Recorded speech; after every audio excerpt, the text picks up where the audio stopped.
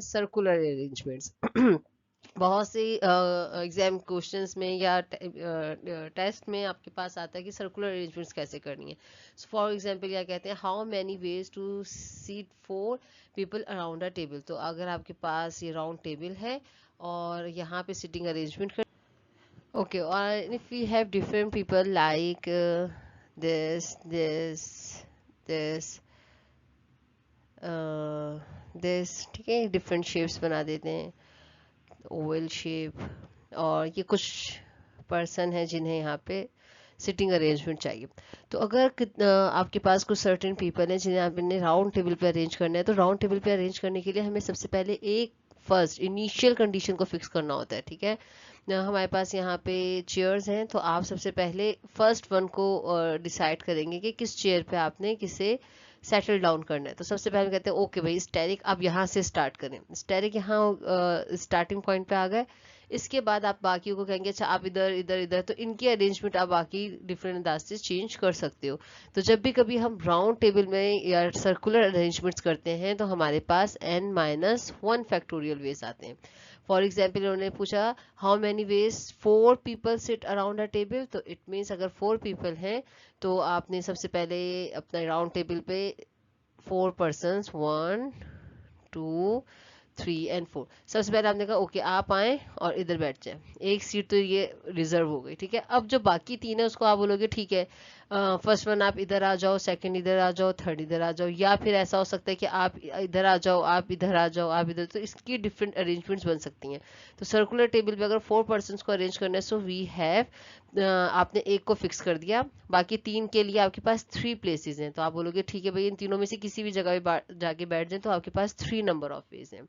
फिर ये भी अरेंज हो गया किसी भी सीट पे जाके, तो अब बाकी 2 के लिए आपके पास 2 नंबर ऑफ वेज हैं।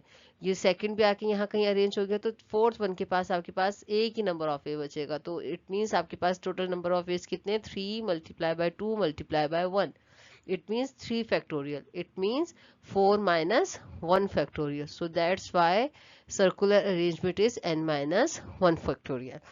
तो जब भी कभी सर्कुलर अरेंजमेंट करनी है तो आप याद रखें आपने n-1 फैक्टोरियल करना है, ठीक है। और अगर यही इन लोगों को आपने इस तरह से 1 2 3 4 इस तरह से सिटिंग किसी स्ट्रेट लाइन में सेट करना होता तो आप फर्स्ट वन को पिक करते कहते भाई 4 में से कहीं भी जाके आप बैठ जाओ, तो उसके लिए 4 नंबर ऑफ वेज होते।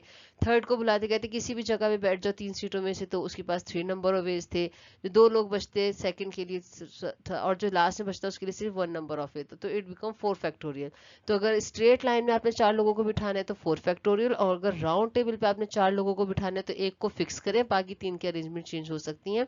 और ये वाली सीट भी यहाँ भी हो सकती है, यहाँ भी, तो इस मगर मगर आपने एक फिक्स करना होता है, तो that's why this is 4 minus 1 factorial 3 factorial. Okay okay, इसकी कुछ और मजीद एग्जांपल्स करते हैं तो थोड़ा सा और क्लियर हो जाएगा।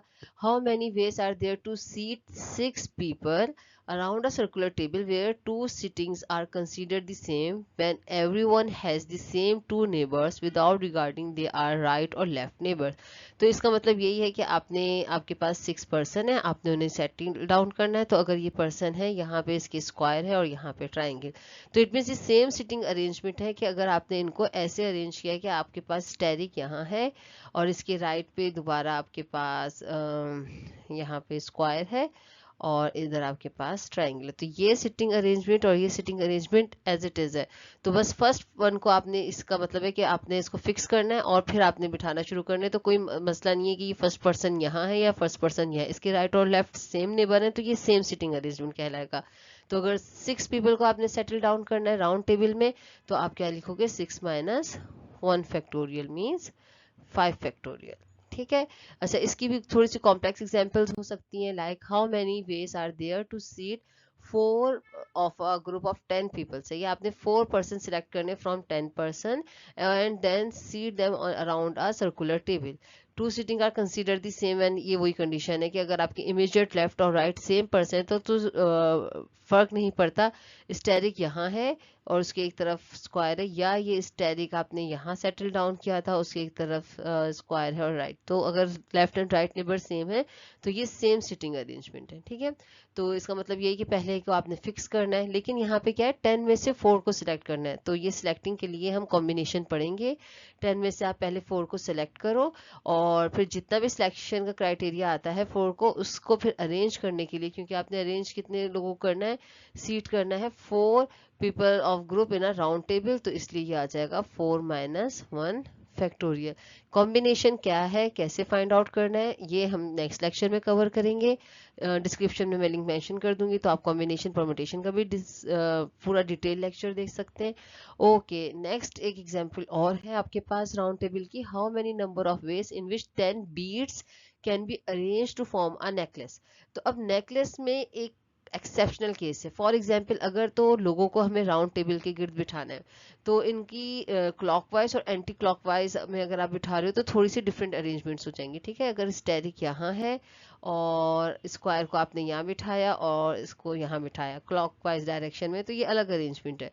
और इसी तरह अगर आपने स्क्वायर को यहाँ बिठाया और आपने एंटी क्लॉकवाइज बिठाना शुरू किया, आपने कहा कि स्टेरिक के आप जो है इस साइड पे बैठे हैं और आप जो है इस साइड पे हैं, तो ये इस तरीके से अरेंजमेंट है। तो क्लॉकवाइज और एंटी क्लॉकवाइज से अलग अलग अरेंजमेंट्स होती हैं जब आप किसी लोगो को अरेंज कर रहे होते हैं, क्योंकि अब इसका एक साइड फिक्स है। लेकिन नेकलेस में एंटी क्लॉकवाइज या क्लॉकवाइज वो सेम बीडिंग अरेंजमेंट है, क्योंकि नेकलेस दोनों साइड से एक ही जैसा लगता है। तो इन दैट केस अगर आपके पास है कि आपने 10 बीड्स को अरेंज करना है इन अ नेकलेस, तो इट 10 सर्कुलर अरेंजमेंट है, इसलिए 10 माइनस 1 फैक्टोरियल। बिकॉज इसका क्लॉकवाइज और एंटी क्लॉकवाइज डायरेक्शन चेंज होने से कोई फर्क नहीं पड़ता, बीट्स आपका नेकलेस दोनों तरफ से एक ही जैसा लगता है, तो इसलिए हम इसको करते हैं डिवाइडेड बाय 2, कि आपकी ये जो रिपीटिशंस आ रही हैं दो दो दफा एक ही अरेंजमेंट लगेगी, आप दो दफा काउंट कर लोगे, तो इसलिए तो it become 9 factorial divided by 2।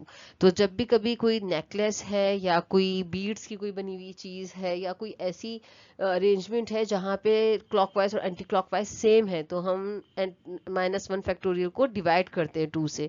और अगर इसी तरह से टेबल है या कोई ऐसी जगह है आपने प्लांट्स लगाने हैं सर्कुलर में जहाँ पे फिक्स है, क्लॉकवाइज और एंटी क्लॉकवाइज चेंज हो जाएगा, वहाँ पे n-1 फैक्टोरियल रहते हैं। तो आप जरूर याद रखिएगा, ये छोटी छोटी सी टिप्स हैं जो एग्जाम में आपको बहुत हेल्प करने वाली हैं। Thank you so much, keep tuning, Allah Hafiz.